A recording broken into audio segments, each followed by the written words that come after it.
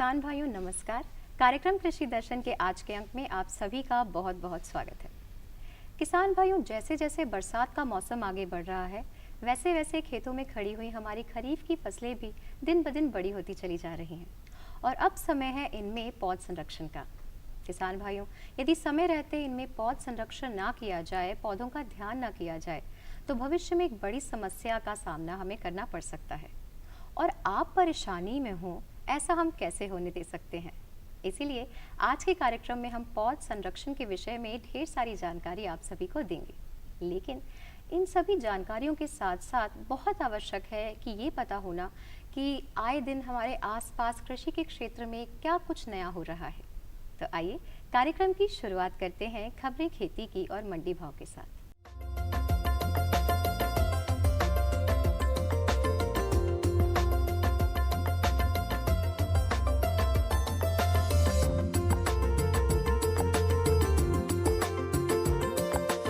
नमस्कार किसान भाइयों, खबरें खेती की में आपका स्वागत है। सबसे पहले नजर डालते हैं खास खबरों पर।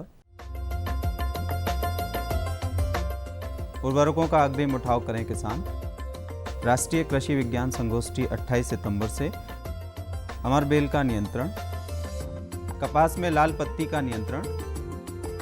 कृषि वैज्ञानिकों की सलाह। मध्य प्रदेश के किसानों को रबी 2016-17 में खाद की कमी से बचाने तथा ज़रूरत के मुताबिक समय पर खाद उपलब्ध कराने के लिए मध्य प्रदेश कृषि विभाग ने उर्वरक अग्रिम भंडारण योजना के तहत लक्ष्य जारी कर दिए हैं। कृषि विभाग के मुताबिक रबी के लिए यह भंडारण योजना गत 1 अगस्त से प्रारंभ हो गई है तथा 15 सितंबर तक लागू रहेगी। शासन द्वारा राज्य में वर्ष 2012-13 से रासायनिक उर्वरकों की अग्रिम भंडारण योजना स्वीकृत की गई थी। इसमें मुख्यतः डीएपी कॉम्प्लेक्स, यूरिया एवं पोटेशिक उर्वरक का भंडारण किया जाता है। रबी में विपणन संघ के लिए 7,35,000 मीट्रिक टन तथा प्राथमिक कृषि साख सहकारी समितियों के लिए 5,95,000 मीट्रिक टन उर्वरक के अग्रिम भंडारण का लक्ष्य तय किया गया है। शासन ने सभी कलेक्टर्स को निर्देश दिए हैं कि अग्रिम भंडारण योजना में निर्धारित लक्ष्यों का समितिवार विभाजन कर उर्वरक मांग की जानकारी के मुताबिक भंडारण की व्यवस्था कराएं तथा किसानों को अग्रिम उठाव के लिए प्रोत्साहित करें।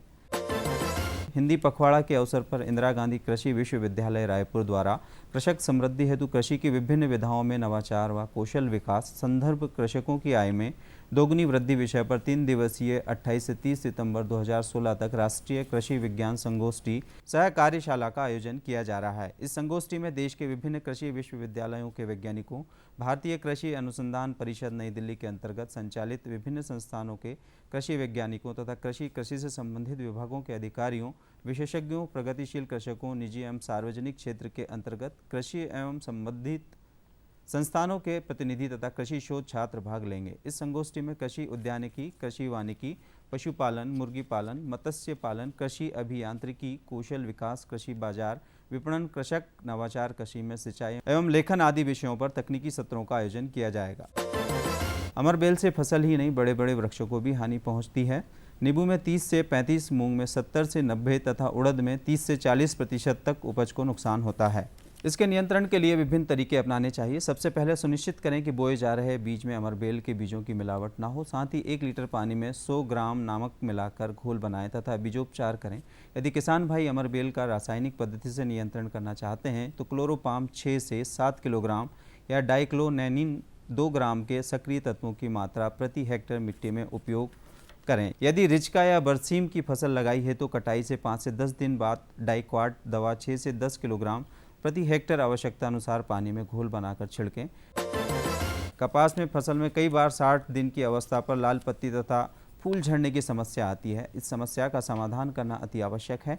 बीटी कपास की कुछ जातियों में लाल पत्ती की शिकायत देखी जा रही है। यह वंशागत लक्षण है, कोई रोग नहीं है। यदि लाल पत्ती तथा फूल झड़ने की शिकायत है तो 750 gram DAP, 750 gram muriate of potash 2-2 litre पानी में अलग अलग प्लास्टिक के बर्तन में 12 घंटे भिगोकर रखें एवं दूसरे दिन छानकर एक बड़े बर्तन में दोनों घोल को मिला लें। इस मिश्रण को 100 लीटर पानी में घोल बनाकर 15 दिनों के अंतर से छिड़काव करें। लाभ होगा, समस्या का समाधान आसान हो जाएगा।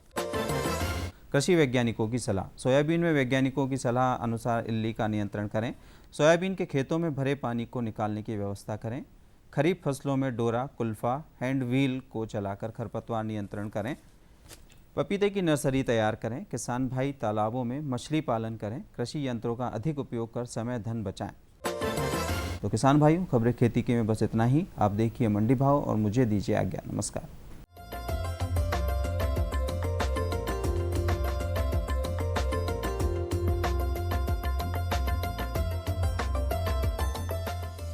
सबसे पहले गेहूं का रुपए प्रति क्विंटल में भाव जान लेते हैं।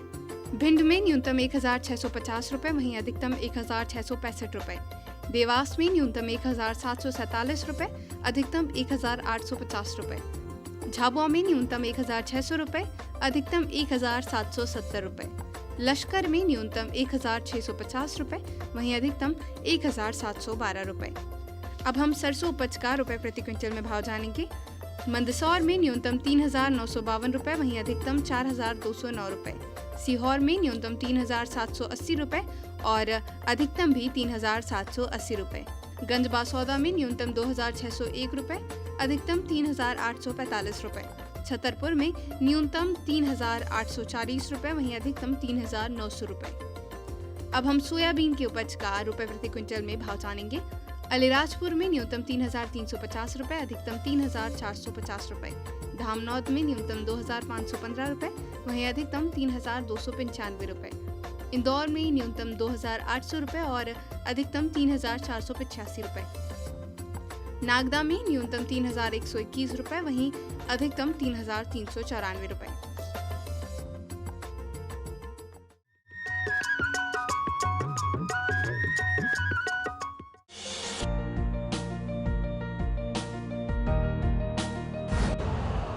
यूरिया का स्वदेशी उत्पादन 70 लाख टन बढ़ाने के लिए 6 उर्वरक संयंत्रों का उद्धार किया जा रहा है। FCIL के गोरखपुर, सिंदरी, तलचर और रामागुंडम संयंत्र, HFCL की बरौनी इकाई और BVFCL की नामरू फोर्थ। सोने पर सुहागा ये है कि देश में अब बनेगा सिर्फ नीम लेपित यूरिया, क्योंकि इससे होगा किसानों का फायदा ही फायदा। अनाज का उत्पादन 10% तक बढ़ेगा। बढ़ेगी 10 से 15% नाइट्रोजन क्षमता।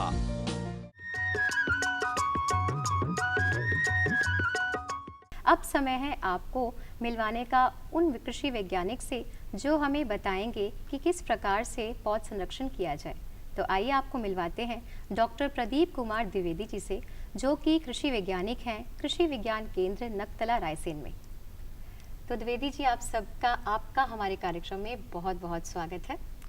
नमस्कार। प्रदीप जी, जैसा कि हम बात कर रहे थे कि इस समय खरीफ की फसलें लगी हुई हैं खेत में, तो ऐसी कौन कौन सी फसलें हैं जो अभी खेतों में लगी हुई हैं और जिनमें बहुत आवश्यक है कि पौध संरक्षण किया जाए? इस विषय में आप हमें कुछ बताएं। जैसा कि हम देखते हैं कि हमारी जो प्रमुख रूप से खरीफ की फसलें हमारे मध्य प्रदेश में, हमारे राज्य में जो उगाई जाती हैं, उसमें प्रमुख रूप से सोयाबीन है, जो कि एक तिलहनी फसल है। दलहनी फसल में उड़द और मूंग का भी क्षेत्र कहीं कहीं पे है, और अरहर एक फसल है जो उसका भी बड़े स्तर पे हमारे कुछ ज़िलों में उसको हम उगाते हैं। उसमें हम देखते हैं कि कुछ हमारी समस्याएं रोग और बीमारी कीट के संबंध में आती हैं। अगर हम उनका निरीक्षण नहीं कर पाते हैं, सही समय से उसका उपचार नहीं कर पाते हैं, तो हमारा उत्पादन बहुत गिर जाता है। तो हमें अपने देश के लिए और प्रदेश के लिए अच्छे उत्पादन के लिए हमें पौध संरक्षण की एक प्रमुख रूप से जानकारी की आवश्यकता रहती है और उसे प्रबंधन की भी आवश्यकता रहती है। ढेर सारी ऐसी बीमारियां हैं जिनसे ग्रसित हमारे पौधे होते हैं, तो इनका उचित तरीके से प्रबंधन उपचार कैसे किया जाए? हाँ, इसका हम अगर जो एकीकृत नाशीजीव प्रबंधन के अंतर्गत अगर शुरुआत से कुछ प्रिवेंटिव मेजर रहते हैं, अगर हम शुरुआत से ही उपचार करना प्रारंभ कर देते हैं, तो हमारा खर्च भी कम आता है और हमारी पौध भी, हमारी फसल भी पूर्ण रूप से सुरक्षित रहती है। जैसा कि हम देखते हैं सोयाबीन के स्थिति में देखते हैं, सोयाबीन के हम विषय में चर्चा करते हैं, तो उसमें प्रमुख रूप से जैसे कि हम इस पीला मोजाइक को बचाने के लिए शुरुआत से अगर हम बीज उपचार कर लें, बीज उपचार के लिए थायोमेथाक्सम 30 FS की एक दवा आती है, इमिडाक्लोप्रिड के नाम से 17.8 SL की आती है, उससे अगर हम बीज उपचार कर लेते हैं तो जो थायोमेथाक्सम 30 FS होता है, इसकी जो है 100 ml मात्रा 1 किलो बीज से बीज उपचार कर लेंगे तो पीला मोजाइक में जो सफ़ेद मक्खी आती है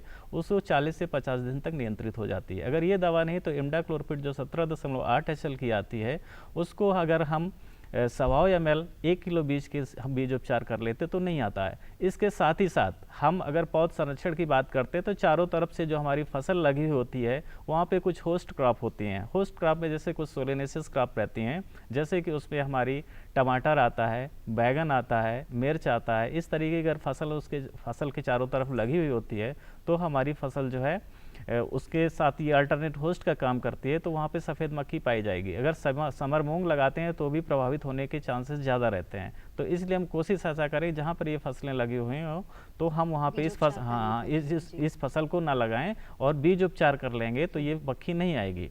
तो हम ये करते हैं कि हमको बीज उपचार बहुत ज़रूरी है। इसके साथ साथ हम जैसे कि गर्मी की गहरी जुताई करेंगे तो ये पेस्ट के आने के चांसेस कम रहते हैं, चूँकि इसके जो पूर्व में जो संतति रहती है वो नष्ट हो जाती है, फिर हमारी फसल को नुकसान कम होता है। इसके साथ साथ भी येलो स्टिकी ट्रैप आते हैं, पीले ट्रैप लगा लेते हैं 20 से 25 प्रति हेक्टेयर के हिसाब से।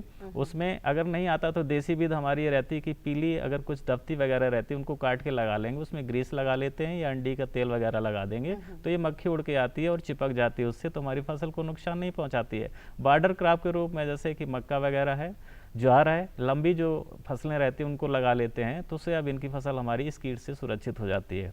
जैसा कि और देखते हैं कि प्रमुख रूप से कीट हमारे आते हैं, उसमें से तम्बाकू की इल्ली आती है, टोबैको कैटरपिलर इसके नाम से जानते हैं।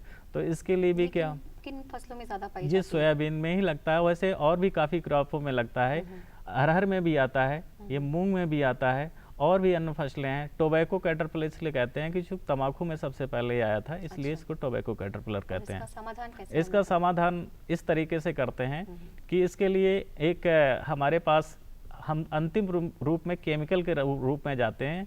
हमें शुरुआत में अगर एकीकृत नाशीजीव प्रबंधन की बात करते हैं, चूँकि हमारा वातावरण सुरक्षित रहे और जो हमारे समाज है वो सुरक्षित रहे, इसलिए हम हल्की दवाओं का इस्तेमाल करते हैं। जैसे नीम आयल है, नीम आयल का इस्तेमाल करेंगे। कुछ बैक्टीरिया आते हैं, नीम आयल को 2 लीटर प्रति हेक्टेयर के हिसाब से इस्तेमाल करेंगे तो इसका असर हमारे शरीर पे अवशेष के रूप में फसल में कम रहता है और जब हम उसको उपयोग करते हैं तो हमारे अंदर भी उसके अवशेष कम आता है, इसलिए हमारा वातावरण सुरक्षित रहता है। दूसरा NPV वायरस आता है, SLNPV के नाम से आता है, चूँकि इसको स्पोडोप्टेरा लिट्यूरा कहते हैं। तो इसको हम SLNPV के नाम से 250 एली प्रति हेक्टेयर की मात्रा से इस्तेमाल करते हैं तो ये नियंत्रित हो जाता है। इसके साथ ही साथ कुछ कीटनाशक भी आते हैं। फिर बाद में अगर ये कीट नहीं समाप्त होता है तो इसके बाद में जैसे क्विनालफास दवा आती है, क्विनालफास 25 सीसी की 1.5 लीटर प्रति हेक्टेयर के हिसाब से इस्तेमाल करेंगे तो नियंत्रित हो जाएगा। प्रोफेनोफास आता है, उसको भी अगर हम 1.25 लीटर प्रति हेक्टेयर के हिसाब से इस्तेमाल करेंगे तो ये कीट नियंत्रित हो जाता है। अगर इसका कीट की इल्ली अवस्था नुकसान पहुंचाती है, अगर वो इल्ली बड़ी भी होती है तो हम इसके बाद फिर थोड़ी सी हमको कड़ी दवा का इस्तेमाल करना पड़ता है। जैसे फ्लुवेंडामाइड दवा आती है 39.35 SC की होती है, वो 125 ml मात्रा प्रति हेक्टेयर के लिए पर्याप्त होती है। अगर ये दवा नहीं उपलब्ध रहती है तो इंडाक्साकारब आती है 14.5 SC की होती है, उसको हम 500 ml प्रति हेक्टेयर के हिसाब से इस्तेमाल करेंगे तो ये कीट नियंत्रित हो जाएगा। तो किसान भाइयों, आपने जाना कि किस प्रकार से पौध संरक्षण किया जा सकता है, कैसे आप अपनी खरीफ की फसलों को विभिन्न कीटों से, इसी के साथ साथ बीमारियों से, पेस्ट से कैसे बचा सकते हैं। तो डॉक्टर साहब, आप हमारे साथ आए, आपने हमारे किसान भाइयों को इतनी सारी जानकारियाँ दी, इसके लिए बहुत बहुत धन्यवाद।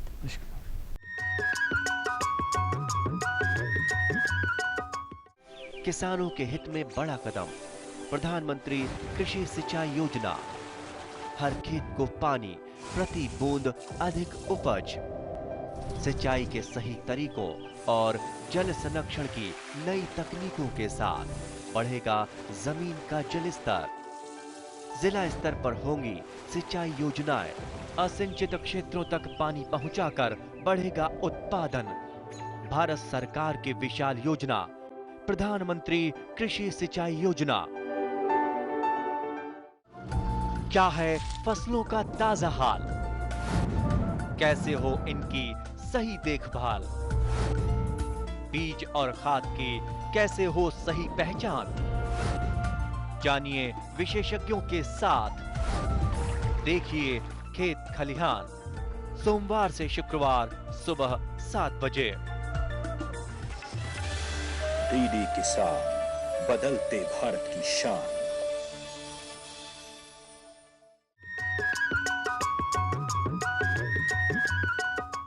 तो किसान भाइयों, आपने जाना कि किस प्रकार से हम अपने पौधों को संरक्षित कर सकते हैं, सुरक्षित कर सकते हैं। इसी के साथ साथ यदि हम बात करें फलदार वृक्षों की, तो इनमें खाद, उर्वरक एवं खरपतवार नियंत्रण भी बहुत ही आवश्यक है। ये कैसे किया जा सकता है, आइए जानते हैं हमारे विशेषज्ञ से। हमारे विशेषज्ञ हैं डॉक्टर के.एस. यादव, जो कि कृषि वैज्ञानिक हैं, कृषि विज्ञान केंद्र सागर से। तो आइए इनसे मिलते हैं और जानते हैं कि फलदार वृक्षों में खरपतवार नियंत्रण कैसे किया जाए। हमारे जो प्रमुख फलदार फसल हैं, विशेष करके आम है, अमरूद है, नींबू है, पपीता है, केला है, अनार है, इन सभी फसलों में जो है बरसात के सीज़न में काफ़ी मात्रा में जो है खरपतवार निकल आए होंगे। स्वाभाविक है कि हम आगे की रबी फसल लेने के लिए अभी से तैयारी कर दें, और इससे करने के पहले इन फसलों में जो है फलदार वृक्षों में, जैसा कि हमारे किसान भाई बहुत कम ध्यान देते हैं इसमें खाद उर्वरक का प्रबंधन करने के लिए, तो खाद उर्वरक का जो है अवश्य प्रबंधन करें। आप जानते होंगे, सबसे पहले प्रारंभ करते हैं आम की फसल से। आम में जो है इस समय जो नए फलदार बगीचे लगाए होंगे किसान भाई, स्वाभाविक है उसमें खाद और उर्वरक डाल चुके होंगे, तो ध्यान ये रखें कि उसमें जो है लगाने के बाद उसमें स्टेकिंग ज़रूर करें, अन्यथा पौधे जो है आड़े टेढ़े जो है हो जाते हैं और सही रूप नहीं ले पाता है। दूसरा, अगर किसान भाई मान लीजिए हम जब खाद उर्वरक का प्रबंधन करते हैं, चाहे कोई भी हमारा फलदार वृक्ष हो, आम हो, अमरूद हो, चाहे आंवला हो, तो उसमें उसकी उम्र के अनुसार हमें खाद और उर्वरक डालना चाहिए। प्रायः ये देखा जाता है कि फलदार वृक्षों में खाद उर्वरक का प्रबंधन होता ही नहीं है, और हमारे किसान भाई अक्सर प्रश्न किया करते हैं हमारे वैज्ञानिकों से या विभागीय अधिकारियों से कि हमारा फल जो है नहीं लगता है, फल जो है गिर जाता है, झड़ जाता है। तो इसका सबसे प्रमुख कारण है उसमें उचित अनुपात में जो है पोषक तत्वों का प्रबंधन न करना। तो इसके लिए जब भी आप इन फसलों में जो है उम्र के अनुसार, खासकर फलदार वृक्षों में उम्र के अनुसार, 1 साल के अनुसार, 2 साल के अनुसार, 3 साल के अनुसार अलग अलग मात्रा में खाद और उर्वरक का प्रबंधन करते हैं। अगर आम की फसल में किसान भाई डालना हो और 1 साल का आपका पौधा हो गया हो, तो उसमें जो है हम 100 ग्राम प्रति पौधा जो है 100 ग्राम नत्रजन, 75 ग्राम फास्फोरस और लगभग 100 ग्राम पोटास की आवश्यकता होती है। और इसी अनुपात में लगभग 2 साल का पौधा है तो दूना कर देते हैं, 3 साल का है तो 3 गुना कर देते हैं, और 10 साल का अगर पौधा है तो ठीक इसी अनुपात में हम 1 किलो नत्रजन, 1.25 किलो फास्फोरस और 1 किलो जो पोटास जो है ये सही अनुपात में डालना चाहिए। ठीक इसी तरह से अमरूद की अगर बात करें तो उसमें 50 ग्राम प्रति पेड़ जो है नत्रजन, करीब जो है 30 ग्राम फास्फोरस और 50 ग्राम पोटास डालना चाहिए। आप अगर बात करेंगे नींबू के पौधों में तो सामान्य तौर पर उसमें भी 50 ग्राम नत्रजन प्रति पौधा प्रथम साल में और 50 ग्राम पोटास और 50 ग्राम फास्फोरस के रूप में देना चाहिए। ये पूरे साल ठीक इसी रूप में किसान भाई 2 साल का है तो उसकी दूनी मात्रा कर दें, 3 साल का है तो 3 गुनी कर दें। और ठीक आंवला जैसे है तो आंवला बड़ा पेड़ है, कटहल बड़ा पेड़ है, तो इसके लिए एक औसत रूप से 100 ग्राम नत्रजन, 75 ग्राम से लेकर 100 ग्राम फास्फोरस और 150 ग्राम करीब पोटास जो है आंवला को 2 भागों में बांट करके देना चाहिए। अब सवाल उठता है कि इन खाद उर्वरकों को दें कैसे। तो किसान भाई जैसे ही आपका मान लीजिए आम की फसल है, सितंबर के महीने में विशेष रूप से जो 1 भाग इसका 2 भागों में बांट कर देते हैं, तो जो हमने ऊपर का डोज बताया उसकी आप पौधों से अगर साल भर, 2 साल, 3 साल, 4 साल, 5 साल के अनुसार जो है तने के पास, तने से करीब 1 फीट दूर, अगर बहुत बड़ा पौधा है तो 2 फीट दूर, करीब 2 फीट के रेडियस में, 2 फीट की चौड़ाई में, 15 से 20 सेंटीमीटर की गहराई में नत्रजन, फास्फोरस और पोटास की गणना करके उसे गुड़ाई करके मिला देना चाहिए।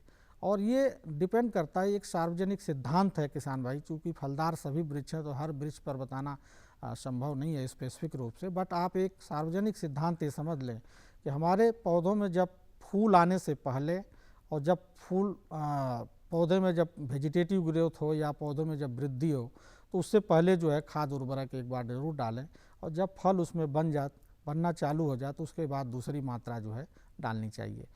ठीक इसी तरह से पौधों में जो खाद उर्वरक अगर डालना हो, ड्रिप के सिस्टम से डालना हो, तो उसके माध्यम से जो है घुलनशील जो उर्वरक होते हैं नत्रजन, फास्फोरस और पोटास के रूप में आजकल आने लगा है, तो इसकी मात्रा भी आप जो है ड्रिप के माध्यम से समय समय पर डाल सकते हैं।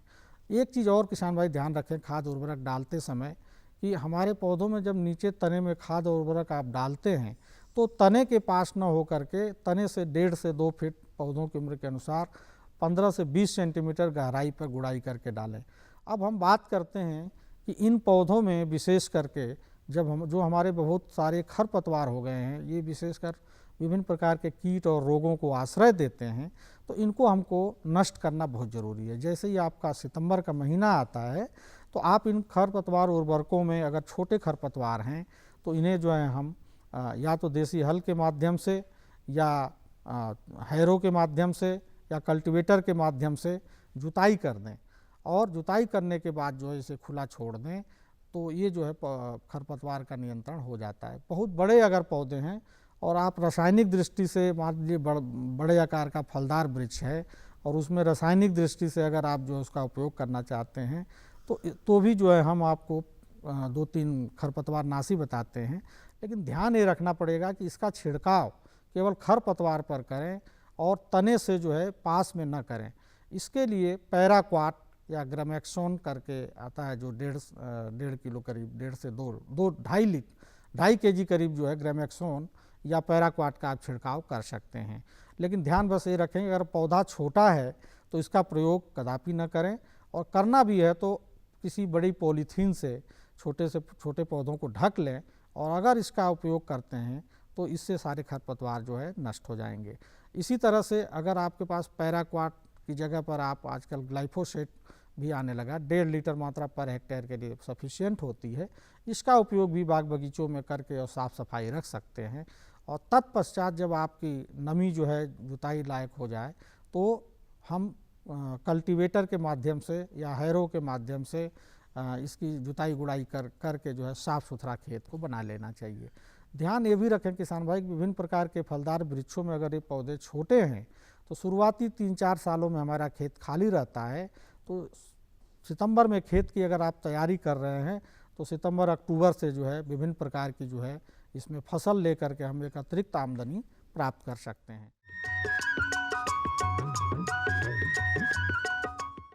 ये बदलाव क्या है? बदलाव से हुआ क्या है? भैया ये बड़े काम की चीज है। जब बदलाव आया है अपने संग खुशहाली लाया है।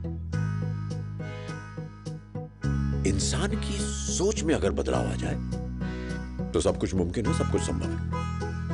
अब ये बदलाव फिर आ रहा है और इस बार ये देश के हर हिस्से की सूरत को बदल के रहेगा। हर सूरत की मुस्कान में वो आपको दिखाई देगा, क्योंकि जब बदलाव आया है वो अपने साथ खुशहाली लाया है। तो चलिए एक नई शुरुआत करते हैं, कुछ बदलाव करते हैं। दूरदर्शन किसान, एक नया चैनल जहां बातें होंगी बदलाव की और आपके कल की बेहतर शुरुआत की। छेड़ो बातें बदलाव की। कैसे पाएं अच्छी पैदावार? खाली पड़े हैं खेत, उस समय हम मिट्टी के नमूने लेते हैं। कैसे रखें पशुओं का ख्याल? पशु बीमा बहुत जरूरी चीज है। कौन सी तकनीक रहेगी बेहतर? एक कॉल पर मिलेगी पूरी जानकारी। ये साहिवाल गाय कितना दूध दे देती है? देखिए हेलो किसान, सोमवार से शुक्रवार शाम 6 बजे। डीडी किसान, बदलते भारत की शान। मुद्दा किसान का। भारत में मौसम और मॉनसून मिलकर किसानों की तकदीर लिखते हैं। विषय संवाद का। कैपेसिटी नहीं है उसकी इतनी। मंथन विचारों का। किसी को खाता खोलने से मना नहीं किया जाता। देखिए वाद संवाद सोमवार से बुधवार शाम 7:30 पर। डीडी किसान, बदलते भारत की शान।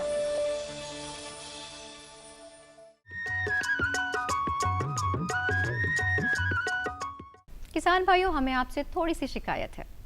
भाई, हमने इतनी बार आपको हमारा पता दिया है और हम चाहते हैं कि आपकी जितनी भी जिज्ञासाएं हैं आप हम तक पहुंचाएं। अभी भी देर नहीं हुई है, जल्दी से कॉपी पेंसिल लीजिए और हमारा पता नोट कर लीजिए। हमारा पता है कार्यक्रम कृषि दर्शन, द्वारा निदेशक, कमरा नंबर 4, दूरदर्शन केंद्र, Shamla hills, Bhopal, pin code 462013। इसी के साथ साथ यदि आप चाहें तो हमें ईमेल भी लिख सकते हैं। ईमेल लिखने के लिए हमारा पता नोट कर लीजिए। हमारा पता है www.krishidarshanbhopalmp@gmail.com। तो किसान भाइयों, आपके पत्रों का हमें बेसब्री से इंतजार रहेगा। इसी के साथ अब समय हो चला है आपसे आज्ञा लेने का। अगले अंक में फिर होगी मुलाकात कृषि संबंधी एक नई जानकारियों के साथ। तब तक के लिए आज्ञा दीजिए। नमस्कार।